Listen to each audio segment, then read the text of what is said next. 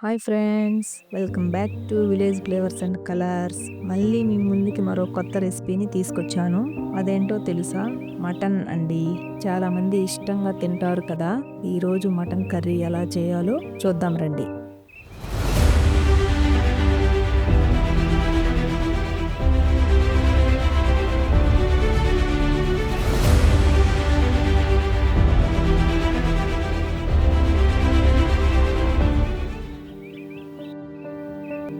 Mutton ముందుగా చిన్న ముక్కలు కోసి బాగా కడిగి కొంచెం పసుపు కొంచెం సాల్ట్ వేసుకొని బాగా కలిపి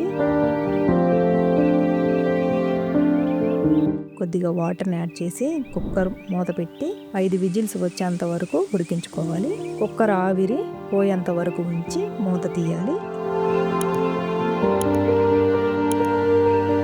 ఇప్పుడు స్టవ్ వెలిగించి కడాయి పెట్టి ఆయిల్ వేడయ్యాక తాలింపు గింజలు, కరివేపాకు, ముందుగా కట్ చేసి పెట్టుకున్న ఆనియన్స్, టొమాటో వేసి బాగా వేగనివ్వాలి. కొన్ని పచ్చిమిర్చి ముక్కలు వేసి కలుపుకోవాలి.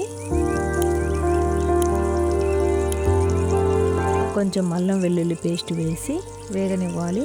ఇప్పుడు కొంచెం పసుపు, కారం, తగినంత సాల్ట్ వేసి బాగా కలుపుకోవాలి. కొంచెం వాటర్ పోసి తెరలేటప్పుడు కుక్కర్లో ఉడికించిన మటన్ని అందులో వేసి ముక్కలకి ఉప్పు కారం పట్టేలా బాగా కలుపుకోవాలి.